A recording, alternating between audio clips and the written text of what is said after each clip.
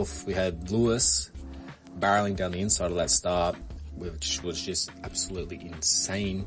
But if you look at the race as well, it kind of looks like Fernando was going to be close to maybe hitting Lance as it is. But you never know. It's just, with Lewis there, obviously Fernando had no room. I see it as he probably would have maybe made contact with Lance, and then obviously that went on to an extra effect, and Lando got the brunt of that one and wore it. The highlights for me, I believe, in that race would have had to been Denny Rick.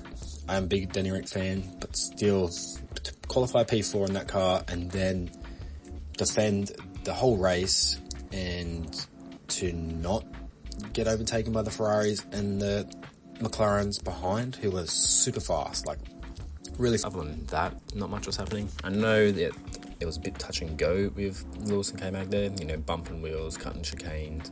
But it was good, he put up a good fight, a good battle, and Lewis got the penalty in the end, which is, less speeding in the pit lane, but kind of sucks, kind of ruined a, decent race for them. It was pretty fun to watch, where Max just, dominated from start to finish, really. There was no one catching him. He just kind of got out there and set his own pace, which he said he was super happy with the car. In his post-race interview, happy with how everything felt, and that, it was, a much nicer car to quali and to his practice, so, yeah, he could just get out there and do what Max does and just, dominate from the front, so, was, kind of expecting it, but not as much as Max out there destroying the whole time, which is generally what happened. Quali for the race, Max just absolutely looked on rails for his flying lap. That first few corners was just glued to the ground, which was still a close quali, which was good, but, I don't think, that was just when Max was on that lap, he was definitely on, and you could just tell it was just Max being Max.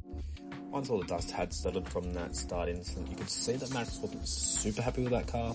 There was some good battles in the backfield, Ocon and Pierre getting at it pretty early in the race, which was nice to see. They obviously don't have the best track record, those two, but it's good to see them tussle, and they had actually got their first point, which was great to see for Alpine. Oscar, like I said, mentioned, he just had a great start and had the great pace. Both the Ferraris coming through pretty nicely.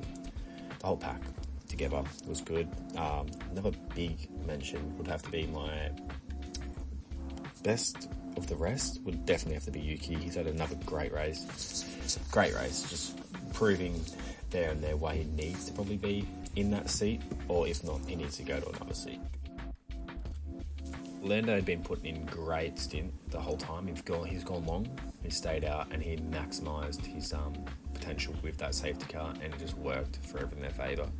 He come out in front, fresh tyres, had just been controlling the pace, and then it just was from basically that start, him starting the restart, had all the pace. He ended up pulling out, an 8-second lead, I believe it was.